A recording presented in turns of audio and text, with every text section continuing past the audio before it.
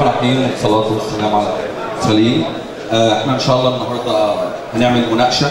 كلمة مناقشة علشان قدامنا كثير من الزملاء والافاضل والاساتذة اللي لينا، فمش هينفع نحضرهم لكن ينفع نستفيد من بعض.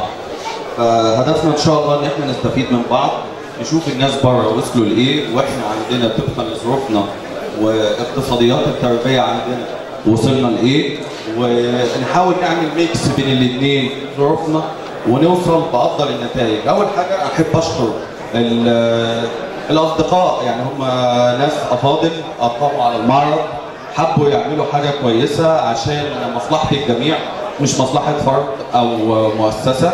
مبسوط بالتطور اللي احنا فيه. ان شاء الله يعني نتمنى من الله ان اللي حصل النهارده من المعرض يكمل على خير، يستحوذ على جزء من اعجابكم، وان شاء الله نتمنى اللي هيبقى جاي احسن، ومتوقعين باذن الله اللي هيبقى جاي احسن. ان شاء الله في اخر المعرض هيبقى في استماره تقييم حضراتكم هتاخدوها. الاستماره دي هيبقى ناخد منكم رايكم، نعمل ايه، نجدد ايه، نقلل ايه، انت شايف ايه الايجابيات، ايه السلبيات. دي مهمه قوي عشان الناس اللي اشتغلت تقدر تطلع مجهود افضل بعد كده. مبدئيا انا كنت عمال افكر ابدا مع الناس ايه، خصوصا لما سالنا الساده المربين نستسمحكم الصوت والساده الجلوس عشان مش قادر، يعني في زمايل في الاخر مش سامعين. فلقيت المواضيع كتيره جدا والوقت مش هيستعفنا، فحاولت اكتر فكره نقرب بيها ان احنا اخترنا مجموعه فيديوهات. مجموعه الفيديوهات دي لافضل المربيين العالميين عامه في مجال طيور الزينه، هم معظمهم للبادجي. مش معنى كده ان احنا ظالمين اللاف بيرد او انتمائنا للبادجي، لكن يعني هي قاعده عامه. التكنيك واسلوب التربيه واحد، بيختلف في حاجات بسيطه، لكن مبدا فكره تغذيه، مبدا فكره امراض وعلاجات واحد، مدرسه واحده. يعني هنحاول نخلي التعليق مع الفيديو.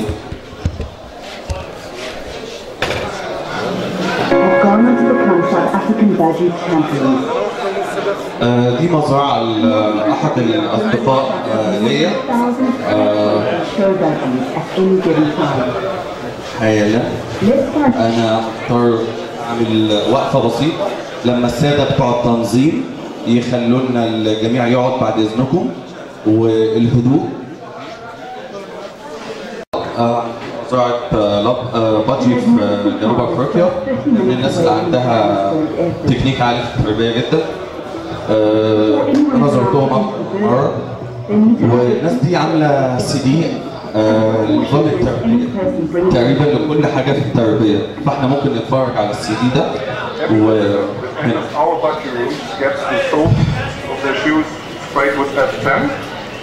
ده انتيسبتيك او مطهر اسمه F10، الناس دي بتستخدمه. تمام، زي ما انتم شفتوا كده. نقف بقى. ده رقم واحد، اكتر سبب لاسباب الفرنش مولد. ايه اسباب الفرنش مولد؟ اكتر حاجه هنتكلم عليه هو عباره عن شيء بيوقع ريش الطيور. بغض النظر ايه هو، الطائر بيطلع عندك قبل مرحله الخروج من العش، بيبتدي يوقع السلاحات، ريش الديل. في حاجات بتسبق حاجات، مش هي دي القضيه، لكن المبدا ايه؟ هل هو فيروس او بكتيريا؟ لغايه دلوقتي ما اتعزلش. في بعض المعامل بتقول ان هو اتعزل، بس هو لو اتعزل هيطلع له تطعيم فاكسين، لكن هو لغايه دلوقتي ما اتعزلش، بدليل ان هو ما طلعش فاكسين او علاج. هو لغايه دلوقتي ما فيش طريقه معروفه لعلاجه، تمام؟ لكن في طرق معروفه للوقايه منه وتقليل اثاره، تمام؟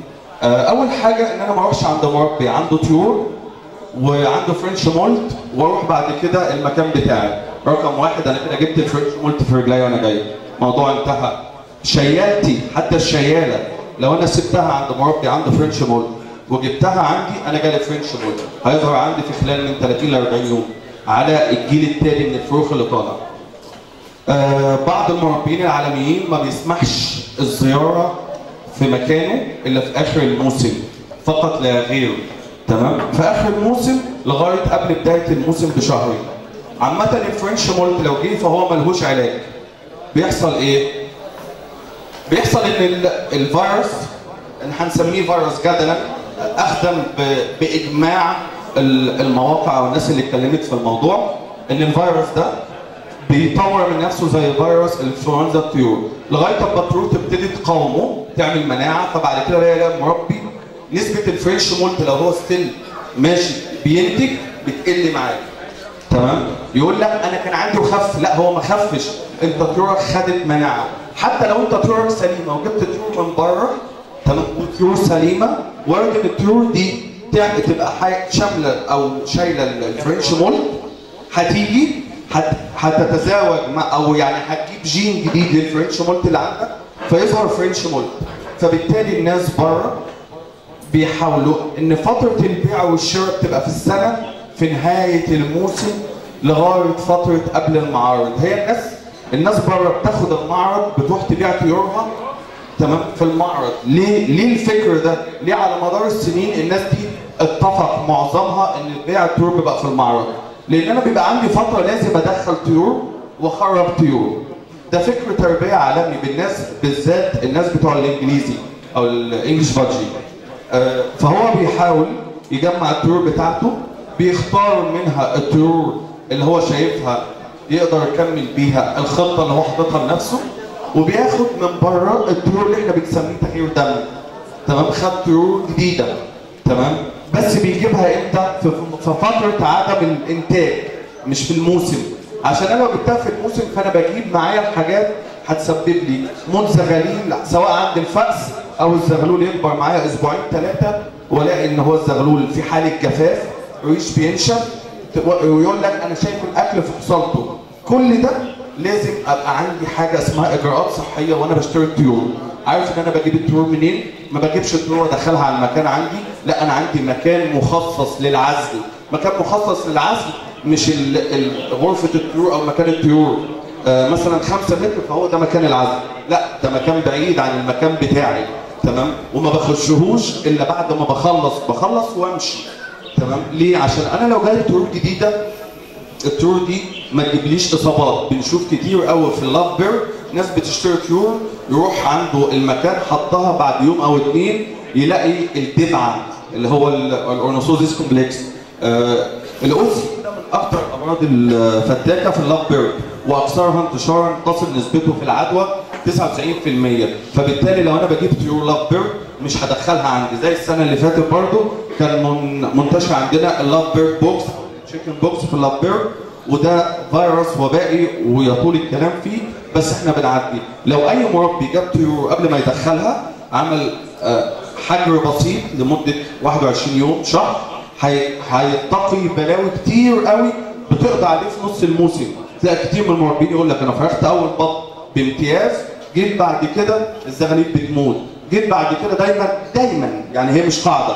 الفرنش مولت بيبتدي يظهر اخر شهر 1 شهر 2 دايما يعني. فبتفرخ اول بطن ممتازه، تاني بطن تبتدي معاك 3 4 طيور في اعشاش مختلفه من الفروخ، تلاقي بدا الريش يتساقط في خلال 20 30 يوم لغايه اما توصل نسبه تساقط الطيور في الانتاج بتاعك 80%، اللي هم بيسموه DDT او الحاله اللي الفرنش مولت الفرخ بيطلع ريشه شبه متعجز تماما، بيبقى عامل زي الكتكوت، وده غالبا ريشه ما بيطلعش. من ضمن الحاجات برضه يا جماعه اللي تخلينا نتقي او نقلل من اضرار الفرنش مولت في بعض المطهرات زي الفيركن اس زي الايودين او البيتادين. الحاجات دي مطهرات قويه. هنتفرج برضه الناس ازاي بتطهر، ازاي اهم حاجه وهو جاي من بره ما بيجيبش مرض للطيور. المفروض الطيور دي انا بحبها تعبان فيها، عامل خطه وعايز انتج ده وده وده، فبالتالي مش منطق ان انا اتعب واروح اشتري طيور واجتهد واكل واشرب تمام وفي الاخر انا اللي اروح اجيب العدوى او المرض للطيور. ده عدم المنطقيه في الامور. تمام؟ فبالتالي اهم حاجه ان انا استخدم المطهرات دي باستمرار. الناس بيعملوا بره حاجه ما بتكلفش جنيهات، بيبقوا جايبين حاجات اسمها فوجر او زي سبلاش كده، بيوصل خرطوم صغير جدا على كذا بتاعت سبلاش بجنيهات عند بتوع الري، تمام، وبيمشيها في العنبر بتاعه. ممكن يجيب جردل ويجيب ترمبة فلتر موتور صغير بتاع سمك يحطه في الجردل، تمام. وممكن يعمل فوجنج كل مثلا ربع او نص ساعه في كل ساعتين ثلاثه، الفوجنج ده بيشتغل في المكان. ممكن اعمله بتايمر ب 60 جنيه. المساله مش غاليه بس هي محتاجه اجتهاد. اوكي، now we can نتفرج مع بعض شويه. And every bedroom needs a good kitchen area. Okay. One of the really important things to have a nice kitchen area. ده المطبخ اللي عاملينه الجماعه في الابيض بتاعهم. Nice and clean. Then we have got a couple of cupboards here. Of course, you will need storage room, clean towel, some extra feeding dishes for the flights. Here our F10 super concentrate, our disinfectant that we use. ده الاف10 بتاعهم، انا حاولت اجيبه من مصر بس بصراحه ما عرفتش. في المالي. Sometimes you have to handle or help a little bit the young bird that we feed with a اعملوا نفسكم ما شفتوش اللي هو بيعمله ده، لان ده اكبر غلط في الدنيا. ان انا اجيب السن المعدني ده غلط جدا. انا اسف للمقاطعه، بس السن المعدني ده ما بنشتغلش بيه خالص. احنا نفضل نشتغل بخرطوم بلح عجله عند العجلاتي، تمام، ده طريق، او خرطوم بتاع الاورده والشرايين. في الشنطه خرطوم عايزين نوريه للناس يعدي عليه. ده بيتباع في القصر العيني، بيبقى للطيور الصغيره او الاعمار الصغيره. هوري حضراتكم منه واخليه يعدي عليكم. ايوه.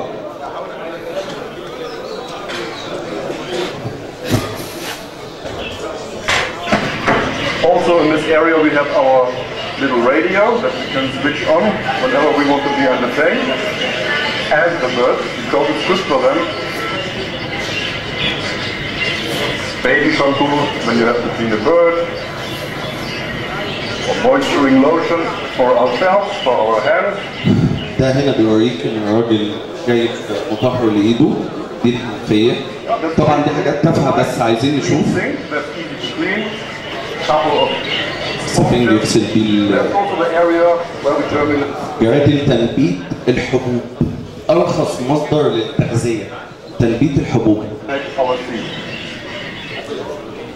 Moving into the birdroom aviaries, there are 5 spacious exercise aviaries, which average 2 meters wide, 3 meters long, and 2.5 meters high.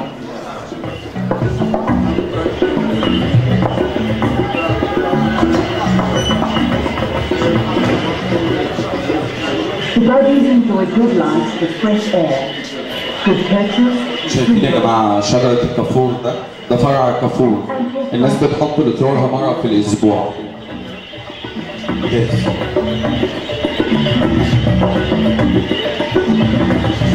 ببلاش، ها؟ الكافور ده ببلاش.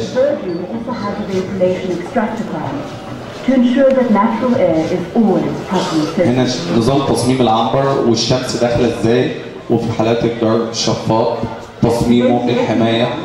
When it is on, as seen here, in no way disturbs the birds.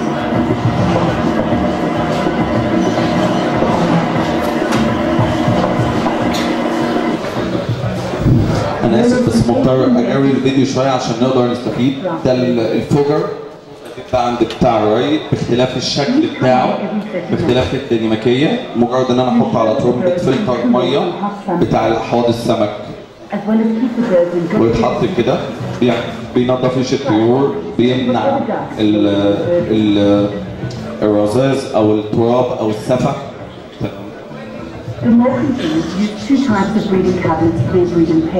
الناس بتاكل هناك مرتين في اليوم. ده طبق الحبوب.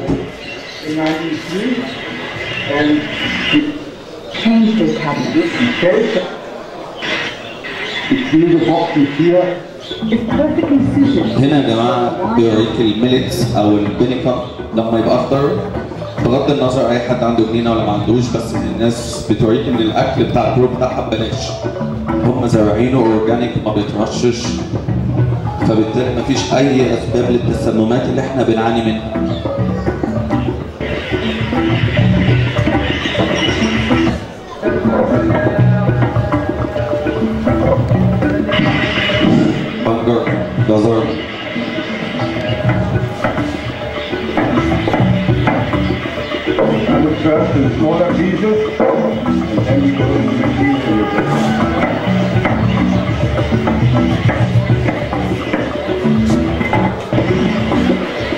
بيدخلوا مكنه تقطيع، مش لازم طبعا، في حتى لو مبشره صغيره كفايه يعني، عشان مش هنقول للناس تجيب مكنه زي كده مش موجوده في المطاعم اصلا.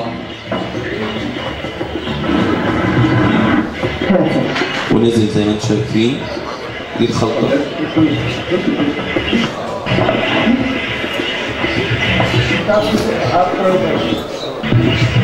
ده البيض.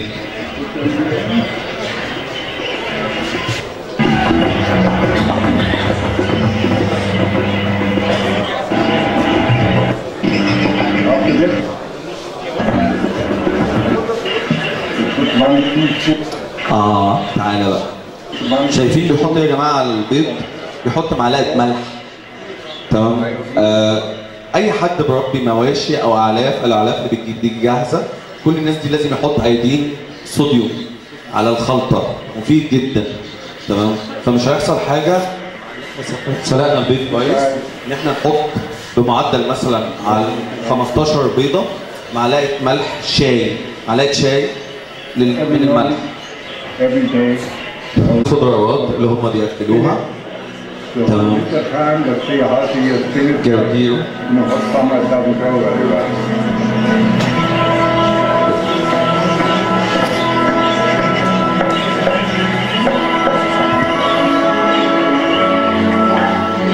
بيقطعوا. الناس بتفضل انها تقدم مقطع علشان ما يبقاش فيه اهدار كتير. ده نعناع. وما أدراكم ما النعناع. النعناع يا جماعه يعني بيحمي زي مستخلصات الثوم كده، لازم تتضاف على خلطه البيض بتاعتكم. النعناع برضو من الحاجات المفيده جدا للامعاء للطيور وتقويه المناعه. بقدونس وسيم. فالراجل بيعمل خلطه بغض النظر هو بيحط ايه، وفي بيستخدموا بروكلي، برسيم مقطع، جرجير، بقدونس، فجل، كرنب. والجماعه بتقطع الكلام ده كله علشان ما يبقاش الطيور تاخد الخضره تاخد الخضره وتقعد تلعب بيها، فبالتالي لا هو عايز يقطعها قطع صغيره على المدار المدى الطويل. هتلاقي نفسك لو انت بتشتري بجنيه يوميا خضره، لو انت عملت موضوع التقطيع ده وحسبت بتشتري ب 30 جنيه في الشهر، لا هتلاقي نفسك بتشتري ب 10 جنيه في الشهر. الناس اللي بتربي على سكيل واسع وهيجي يبص على السنه، لو اشتغل بالنظام ده مش هيبقى افيد كتير للطيور، لكن هيبقى افيد في التوفير والهدر ليه. ده البرسيم، وهنا بيقطعوا. وبرضه بعتذر ان انا بجاري الفيديو كتير، لكن بحاول نوصل لاكثر قدر من الاستفاده. هنا البنيكم يا جماعه الناس زراعات، فبياخد عيدان البنيكم خضراء وبيرميها في السلاكه. لو حد عنده جنينه ولا حته في المنور التراب متر في متر هيقدر يرزعها ويرميها للطيور بتاعته. مفيش افضل من الاكل الطبيعي. دي يا جماعه اللي شايفينها دي الدشيشه. الدشيشه كلنا بيقول لك ما حدش، احنا بناكل الذره في وقت ما هو اخضر، ويقول لك لو نبتناه فهو بيتنبت بصعوبه، ولو سلقناه فهو بيقعد 6 ايام على النار. طيب حضراتكم الناس بسيطه، بتجيب دشيشه ولا خشنه ولا ناعمه، وبيسلق الدشيشه ساعه على النار، واكلها وقول لي رايك.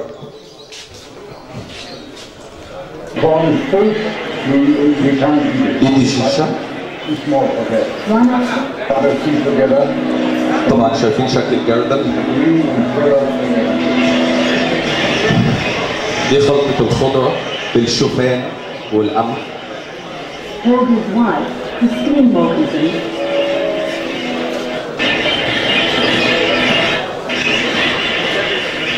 هنا هم بيقدموا الخلطة بتاعتهم. طبعا مش بغض النظر عن مستوى الطيور ايه، لكن شوفوا شكل الريش وصحة الطيور.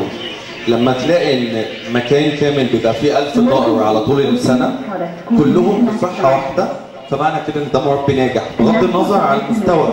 مش هو اللي يعنيني، هو يهمني التقنية. الراجل ده بيستخدم تقنية. هنا دي حاجة عندهم يا جماعة، نوع من الصخور أو حتة في التربة، بس هي مش عندنا. هي مفيدة للأمعاء وبتطرد الديدان وبتطرد الحشرات، وتقريبا هي بتربي لوحدها العصافير، فمش هنتكلم عليها كتير لان احنا فعلا مش عارفين نجيبها. دي منطقه هم بيقدموا الصخور دي للطيور، بياخدوا منها المينرالز والفيتامينز والكلام ده كله.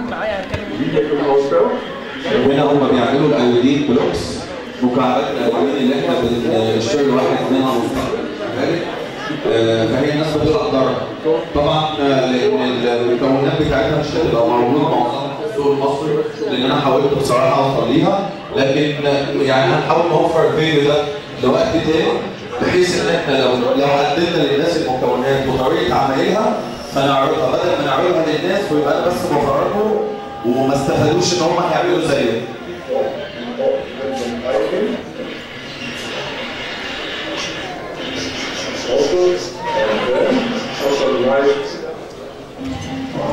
هنا الراجل اهو جمع حاجته.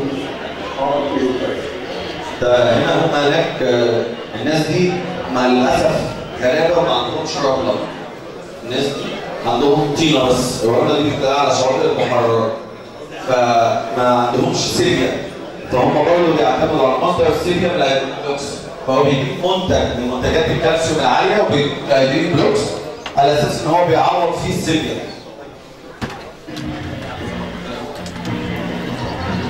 ده كالسيوم منتج تجاري، وهنا الراجل بيحطه في بتاع مكعبات التلج وبيسيبه يجف وبعد كده بيطلعوه يحطوه للطيور.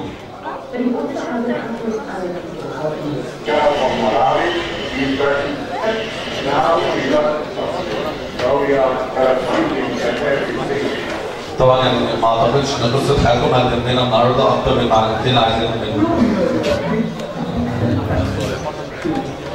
هنا هما بيجيبوا فروع الكافور بيعلقوا لها الطيور مصدر للتغذيه. والجماعه المهتمين بالبغبغانات في العالم كله مزارع البغبغانات الكبيره ما بيبداش عندهم الا لما بيحطوا اغصان الكافور بالورق الاخضر في قلب سلكات البغبغانات. تمام؟ يعني الجماعه اللي بتنتج بغبغانات بره لو ما قدمش الكافور للبغبغانات البغبغانات مش هتنتج. واللي غاويين اللوري بيحطوا له الجزورينه اللي هي بيستخدموها في المصدات الريح.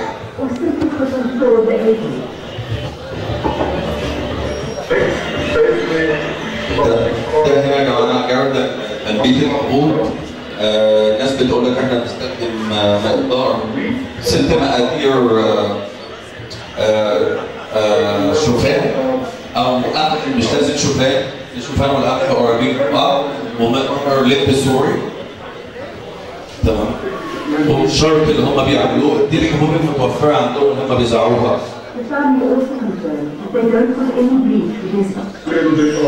في مقوله دايما الناس بتقراها على الانترنت بيقول لك الناس بتستخدم مبيضات اللي هو الحاجات.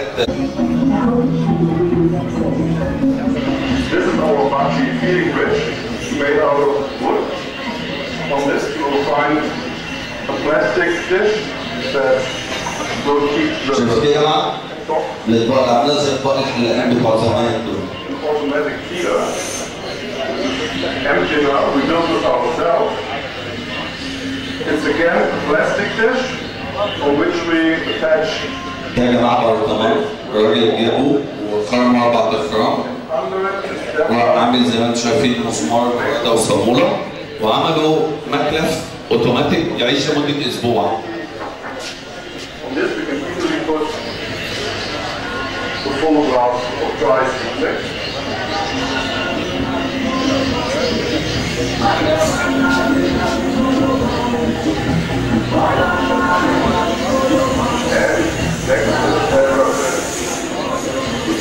بلاش مش لازم ادفع 6000 جنيه عشان كام.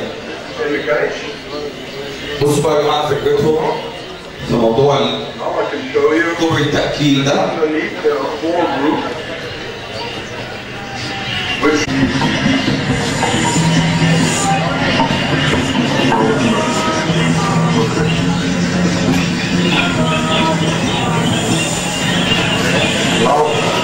هنا بيحط الأكل.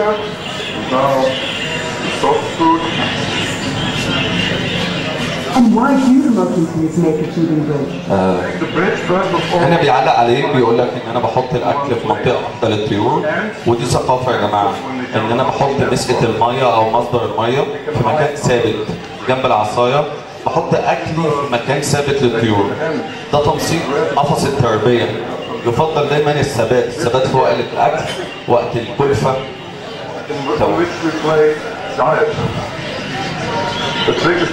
هنا ده الحجر بتاعهم وبيوريك كده. اسمحوا لي بقى اوقف هنا. عارفين يا جماعه احنا عندنا دايما مشكله مع مساكات السيبيا. مساكه السيبيا دايما وبالذات بعد ما بدانا ندبل طيورنا بقى لنا 4-5 سنين كده انتشرت فكره الدبله في مصر. بنلاقي الطيور قوي متعلقه من الدبله في القفص. تمام؟ هي حاجه بسيطه يا جماعه. الفكره ان مساكه السيبيا بتاعتنا غلط. تمام؟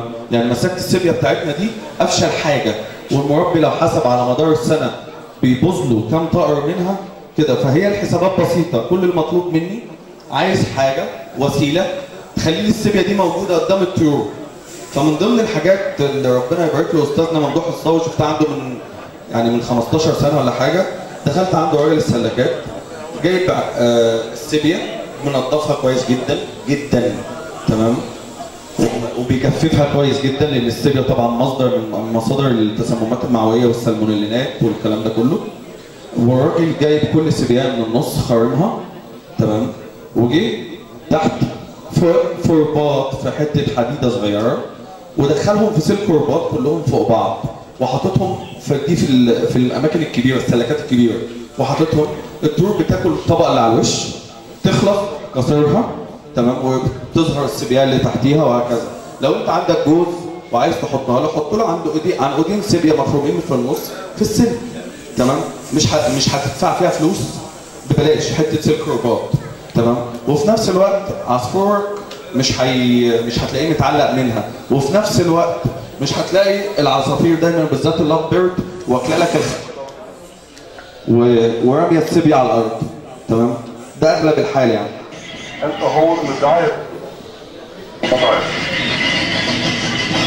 سيليكون ساند. الرمله دي الناس دي بتغسلها وتغربلها. وبتتباع عندهم لان هم ما عندهمش رمله مش زينا. تمام؟ فهنا بيفردوها في ارضيه القفص. ميزتها في ارضيه القفص ان الطيور بتنزل تاخد بعض حبيبات الرمله دي. الطيور زي ما انتم حضراتكم عارفين عندهم قناصه. تمام؟ القناصه دي عشان هي بتطحن، الطيور ما بتفضلش تطحن الاكل وتمتصه، فلازم الطيور ياخد بعض حبيبات الرمله دي عشان تحسن عمليه التمثيل الغذائي، وفي نفس الوقت بتفيدوا بعض الاملاح المعدنيه والفيتامينات. فالناس بتفرد الرمله دي في ارضيه القفص وبيغيروها باستمرار، مع العلم ان هي بتمتص الرطوبه. اكتر المشاكل اللي بتواجهنا كمربيين واكتر مصدر للعدوى او الامراض درج القفص.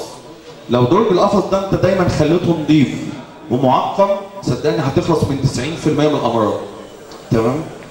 Silicon sand is also used on the trays of the breeding cages. 25 centimeter by 18. هنا الراجل بيقول ابعاد العش بتاعه 20 25 في 18 بغض النظر 2 سم فوق 2 سم تحت، المهم يبقى في عنده مساحه للطيور كافيه. بيوضح امتى تاريخ وضع البيض، الذكر، دبلة الانثى، عدد الفروخ، والستيكر ده بيتشال كل بط. تمام؟ زي ما انتم شايفين فكره بسيطه لعمل عش مش مكلفه وبتعيش.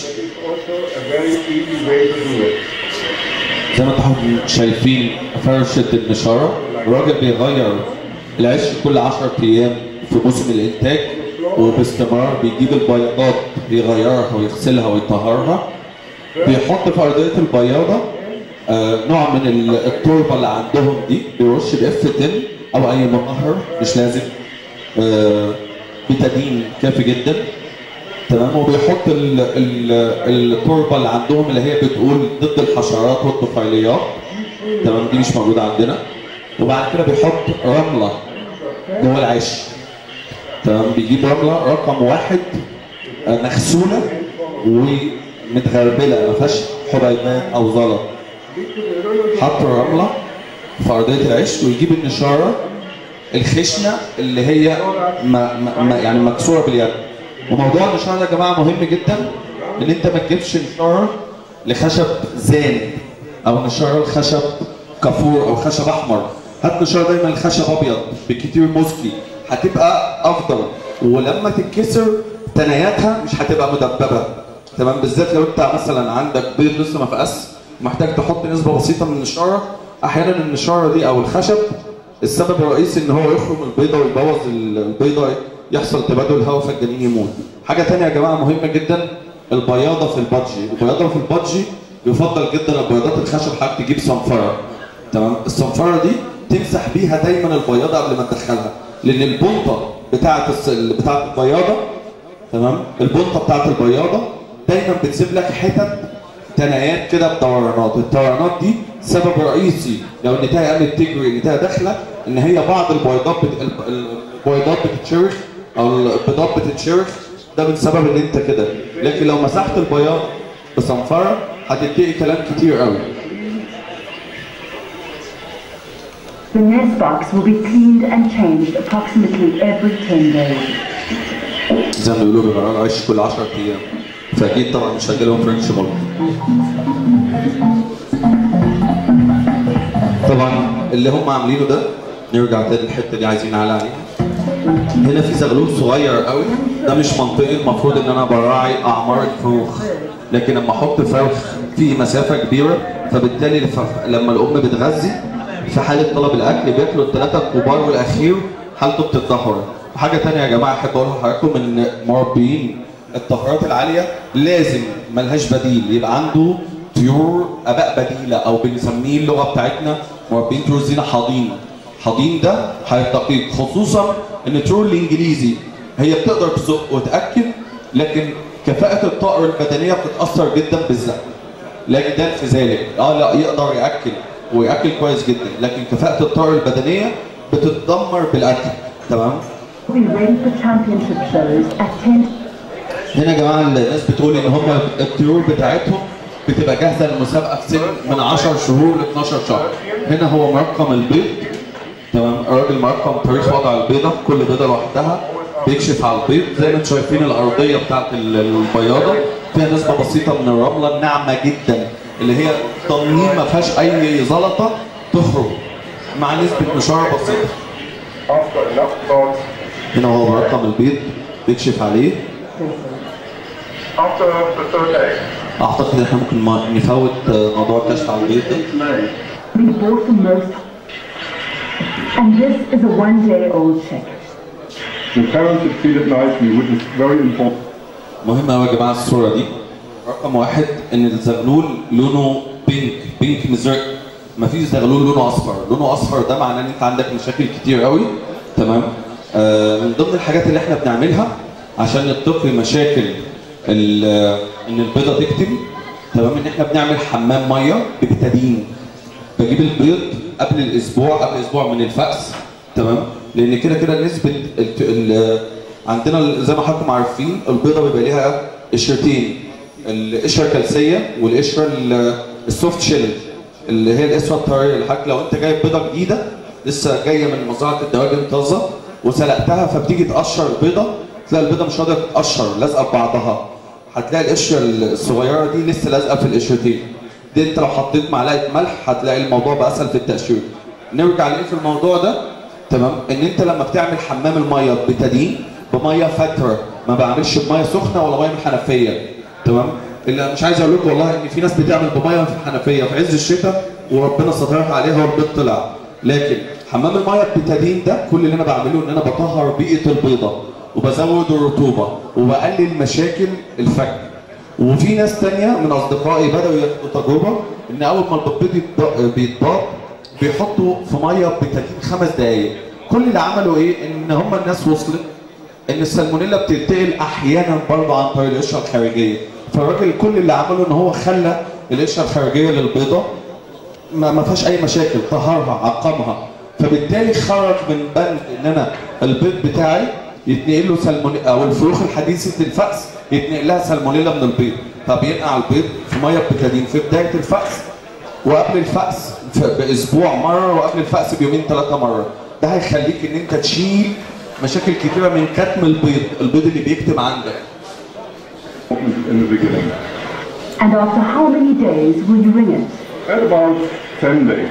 We say these are okay. This blood is about from 10 to 40 days old.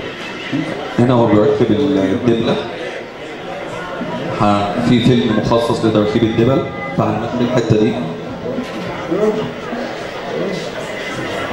I put 3 big toes in front and the small one in the back.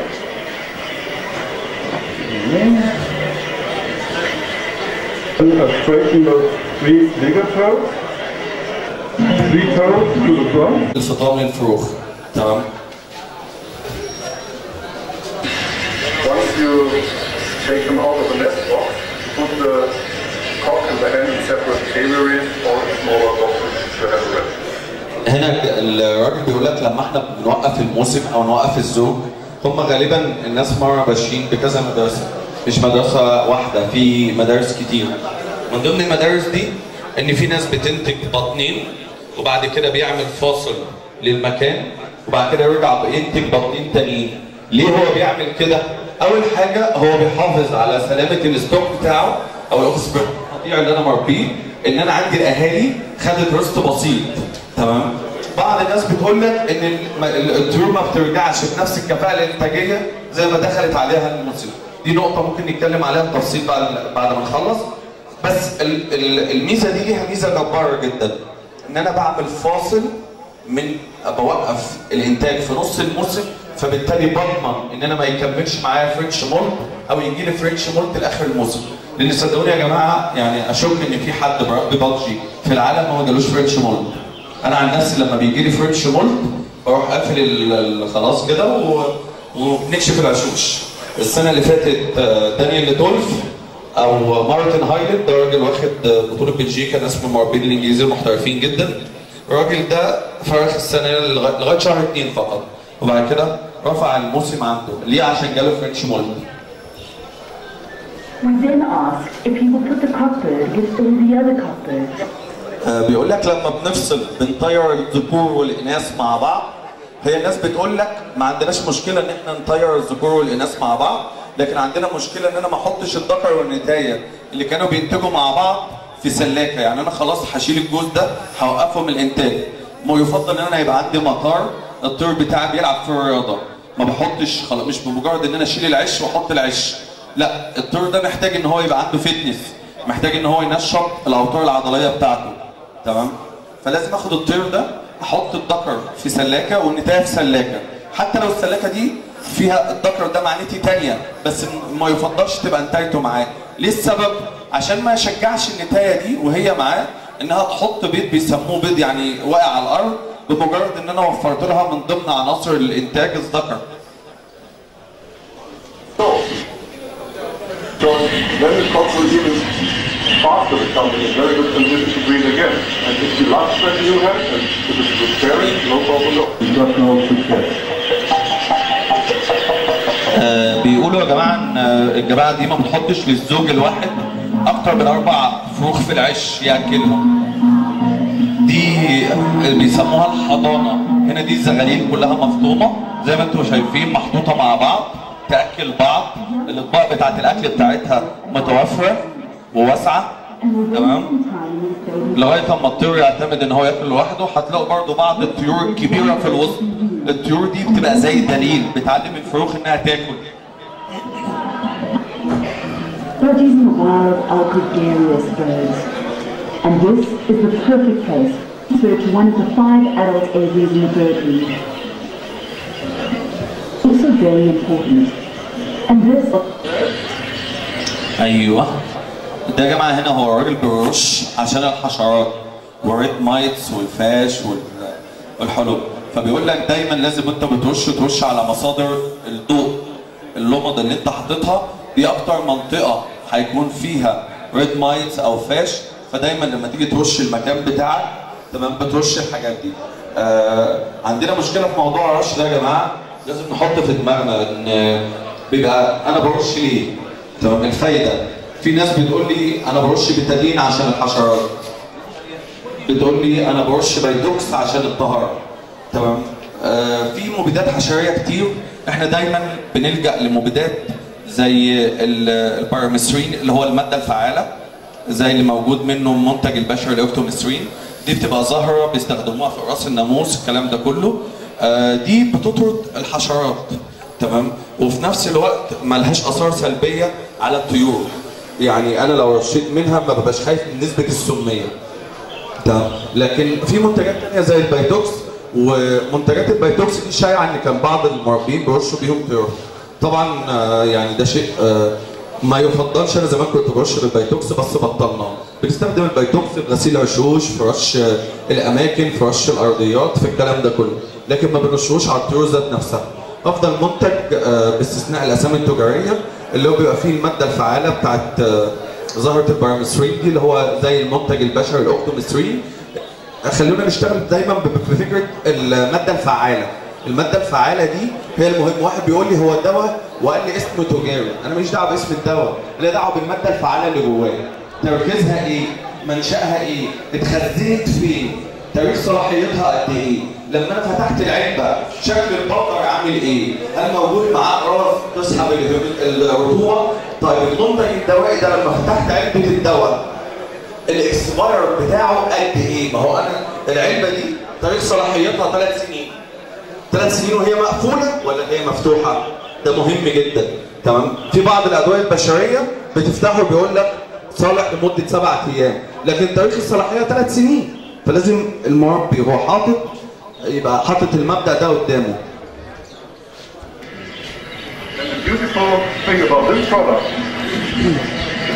من ضمن الحاجات اللي احنا لازم نعرفها يا جماعه ان اقل مده لدوره حياه الحشرات 14 يوم. فدايما بتلاقي حضراتكم ان دي كتب الاسترالي يعني الناس بتستعرضها قدامكم، افضل الكتب اللي هي قروها.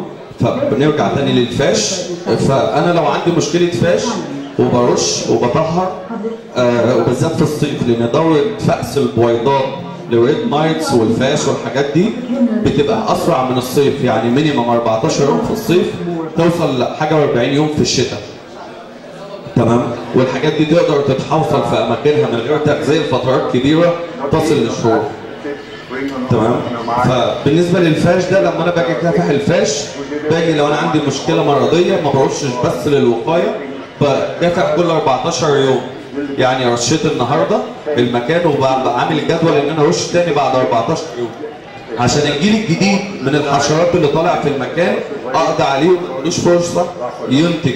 وبعد ال 14 يوم دي ببتدي ارش ثالث مره 14 يوم، وبعد كده كل شهر لغايه ما يعني يكتب الله اجله. هنا يا جماعه بيتكلموا على الشو، لان كل المنافسين بره اهم حاجه عندهم الشو، لان الشو ده معناه هو بيربي بنجاح قد ايه وحسن في السلاله قد ايه. تمام. دي الجمعيه بتاعتهم في جوهانسبرج. تمام. ده منطقه الشو، ان شاء الله نعمل واحده احسن منها.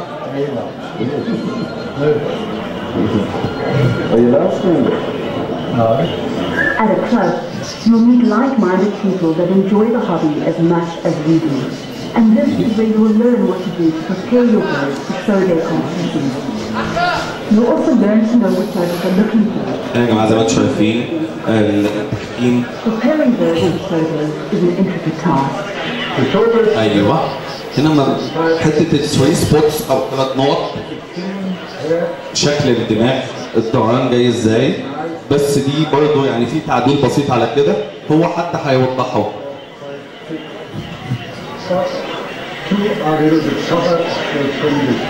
هنا بيوريك النقطة الثالثة اللي جاية مع التشيك باتش نقطتين.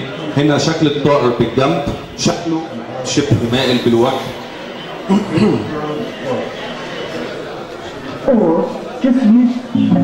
ده هنا ازاي الراجل مسك الطائر وبدأ يعمل ازاي يصفي ال3 نقط. نرجعها تاني دي. Just use their fingers to sort out the 6 spots as required by the international Budgerigar standards. شايفين يا جماعه هنا في نقطه جنب التشيك باتش اللي هو النقطه الزرقاء او البنفسجي، نقطه سوداء ساب النقطه الثانيه، والنقطه الثالثه اللي هي اطول ريشه. مع الوقت والممارسه ده بيبقى فن ازاي تظهر جمال عصفور زي العقد ده. انا هختار اي ريش اسيبه واي ريش اشيل. انا عن نفسي لسه امبارح مضيع عقد كامل مدخل عصفور المسابقه نصه زي شارلي شابلن.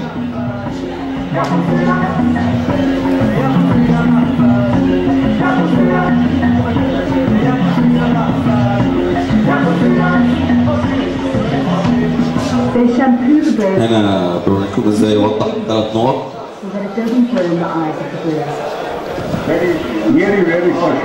ايوه ده يا جماعه موضوع والناس وقالت عليه واتكلمت عليه بس ما حدش عمله بصراحه. انا عملته فعلا. موضوع غسيل الهيد ده بيفرق في الكواليتي بتاعت الطائر.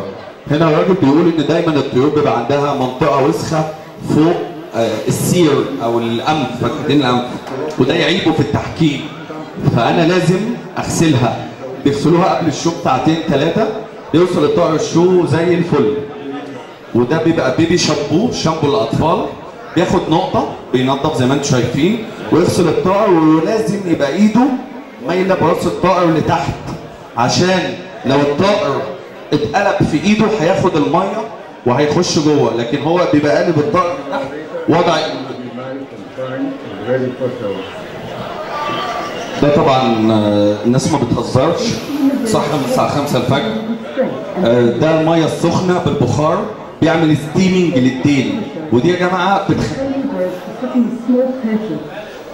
بيعمل ستيمنج للديل. الديول عندنا بتتكسر وتتقصف، فالناس عشان يبقى الديل شكله نظيف وجميل بيجيب الكوبايه دي، بيبقى شايل الطائر على ايده وايده بره عشان ما يجيش عليه بخار ميه سخن، ومجرد منطقه الديل بس بتخش في الكوبايه. كان في مثلث ده منطقه الستيمنج او للديل. المثلث ده يا جماعه اللي انتم شايفينه نوقفه هنا. المثلث ده الناس بيبقى عندها طيور عايزه تدربها تطلع تقف على عصايه الشو، تمام؟ فالناس جابت بره المثلث ده وفصلته. انا هجيبه لكم احنا مفصلين منه هنا.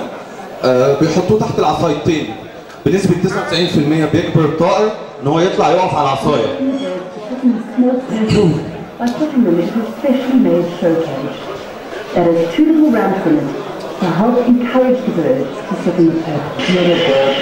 ده طائر مش راضي يطلع على العصايه، بتشوفوه دايما قاعد في ارضيه الشو كيتش. فهنا مجرد ما خده حطه في القفص اللي هو فيه المثلثين دول تحت العصيان، الطائر اوتوماتيك غصب عنه بيروح طالع لغايه اعلى نقطه.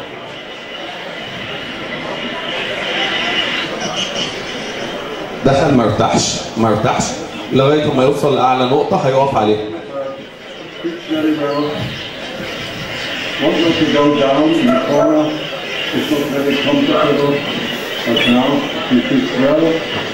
ده يا جماعه المثلث ده بيتحط في القفص بتاع الشو، ممكن تضرب بيه طيور.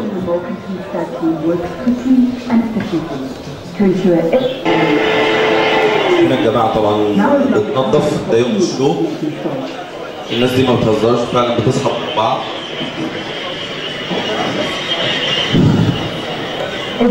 يفضل طيور الشو تبقى في اماكن واسعه عشان يبقى الريش ما يبقاش معضوض، ما تبقاش فيها طيور كثيفه.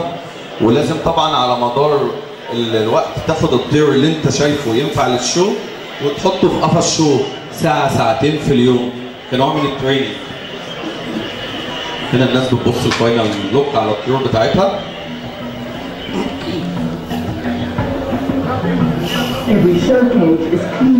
طبعا الناس مش هيروحوا يعني يسلموا الطيور، هو بيبقى عنده الشو كيج بتاعه، تمام، وبيروح حتى عامل النمبرز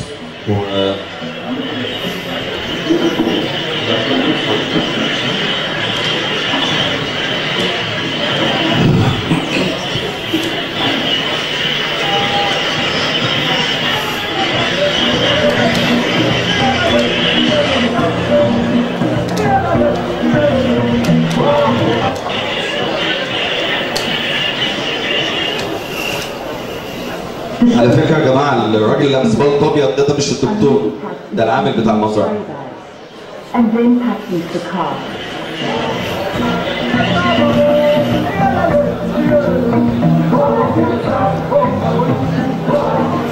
شايفين حطوها في شنط جيدة التهوية.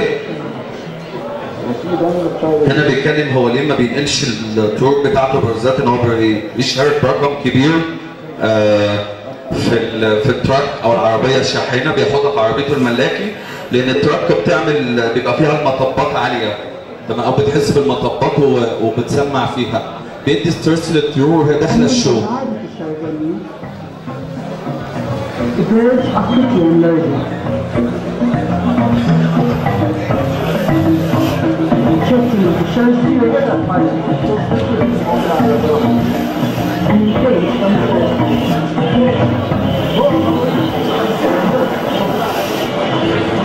ده الحكام. 13 logs into the computer. We create cards and television.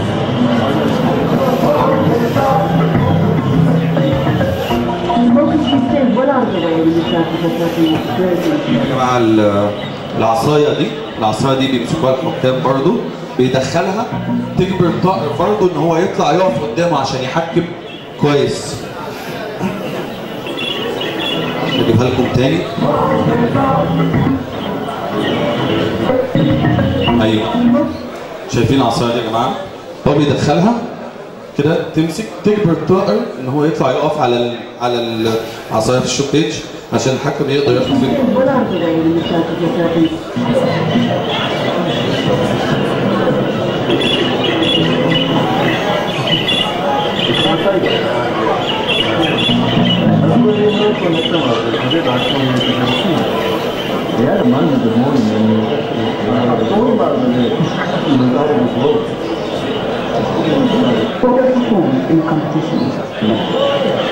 هنا الناس بعد ما طيورها كسبت،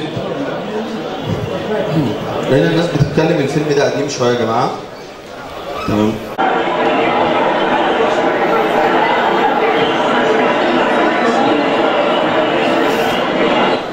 ايه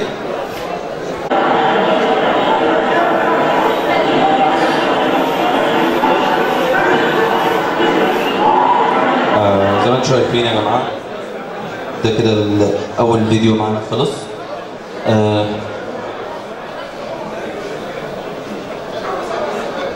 نعم والله انا قلت لك احنا المبدا عندنا مش حكايه روز او لاف بيرد، المبدا بس هو اسلوب التقنيه.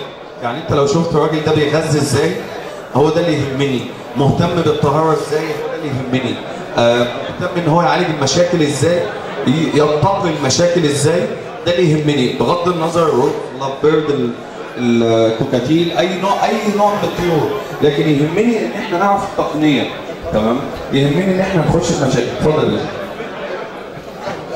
هخش لك على البيض المحبب وموضوع خصوبة الذكور، بس ايه اتمنى ان احنا يعني نجري في الوقت شويه.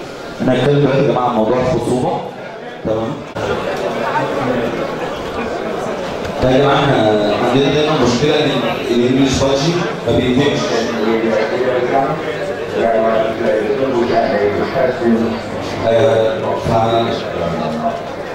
كده دي ناس مربيين انجليز اقوياء جدا فعلا، اصحاب تقنيه، ودي مهمه.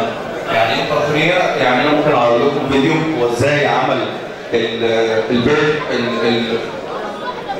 ثرو او غرفه الطيور بتاعته من الالف للصفر، ده ممكن لو سمح تشوفوا في الفيديو ده. لكن هنا دايما عندنا اشاعه ان الانجليزي ما بيفرقش، الانجليزي فرقه تقيل، الانجليزي ان انت بتموت في العيش، لكن محدش قال ان ليه الانجليزي ان انت بتاعته. بصوا يا جماعه طيور الزينه عامه كل نوع ليه امراض نتيجه الانتخاب والوراثه الجيني على مدار السنين، مش عارف المصطلح ده صح ولا لا، لكن مثلا طفره الانجليزي انا ممكن اوريكم الصوره من اول مش بالطيور الثانيه زي اللاف بيرد عنده بعض المشاكل في الطيور اللاف بيرد ما تجيش للكناري، ما تجيش للباتشي لكن اللاف بيرد جينيا هو ضعيف مثلا للاو سي الاورنيثوسيس كومبلكس اللي هم بيسموه مرض الدمعه. الانجليزي جينيا ضعيف لمرض الكانكر او لطفيليات الكانكر. ان مرض الطيور الانجليزي دايما عندنا بترجع وبيزيد عليها الكانكر او يا جماعه الكانكر ده مرض كانوا بيعرفوه مربين الحمام، وكان مربين البرجي لغايه 4 5 6 سنين فاتوا ما يعرفوش ان البرجي انا بضحك يا شيخ احمد، ما يعرفوش ان البرجي بيجيله كانكر. تمام. وكانت الطيور بيقول لك انا جاله سالمونيلا والطائر قاعد يرجع. تمام. لا يا جماعه الترجيع ده من علامات الكانكر. تمام. مش من علامات السالمونيلا. من الحاجات المصاحبه ليه ان تلاقي الطائر عنده اسهال خفيف تحت. تمام. وعلاجه دايما بيبقى ايه؟ بعيله رانديزول، يعني زي التايكوبلاس زي الفلاجين زي الماده الفعاله بتاعته رانديزول. واقل مده للعلاج 10 ايام، مش اسبوع ولا 3 ولا 5. ده انا بعالج كائنات وحيده الخليه الطفيليات. بالنسبه للكانكر عندي جاهزه للانتاج ولا لا؟ ليه تعامل ان انا احضر الطيور اللي عندي بالتغذيه وعوامل الاضاءه للانتاج. ده شيء لازم انت بتتحكم فيه. تعالي نسب البروتين، تعالي نسب التغذيه، خصوصا الانجليزي تحديدا بيحتاج تغذيه اكتر من اي طائر تاني. ده يا جماعه ازاي هو بيورينا ان هو يطلع من الحيوانات البحريه الطائر عشان يشوف الطائر ده جاهز للانتاج ولا لا.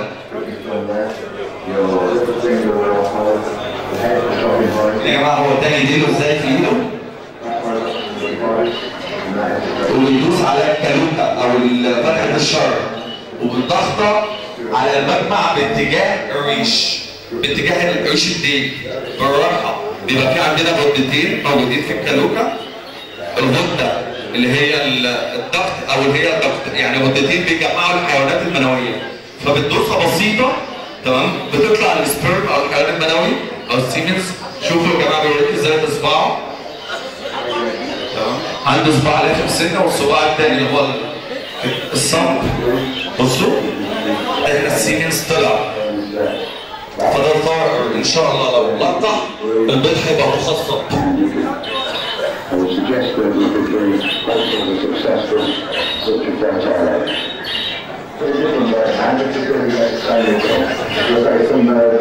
ما كونتش حيوانات منويه اتجمعت في الضغط، فبالتالي الطائر غير ناضج جنسيا في اللحظه الحاليه. مش معنى كده ان هو مش هينضج. تمام. مظبوط. حاجه ثانيه يا جماعه احب اقول لكم عليها ان من اكتر الحاجات اللي ماشيه بره دلوقتي ان هم بقى يعملوا حاجه اسمها اندوسكوبيك.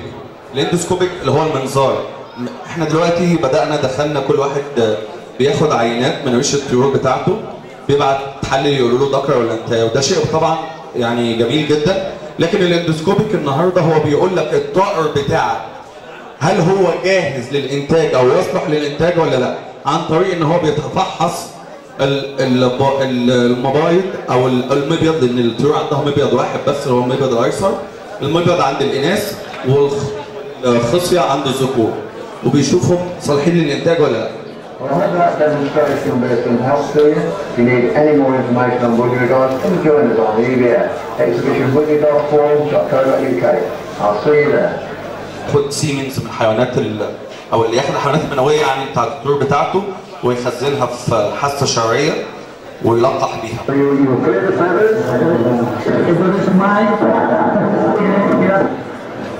شايفين يا جماعه دوسة ايده؟ شايفين الصمب دايس ازاي؟